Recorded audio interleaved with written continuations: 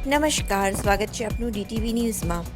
દાહોદ જિલ્લામાં 5 દિવસના વિરામ બાદ મોડી રાતથી સમગ્ર જિલ્લામાં મુસળધાર વરસાદને પગલે અનેક સ્થળોએ પાણી ભરાયા। ગયા અઠવાડિયે વરસાદની ધમાકેદાર બેટિંગને પગલે જિલ્લામાં જળબંબાકાર જેવી સ્થિતિ સર્જાઈ હતી।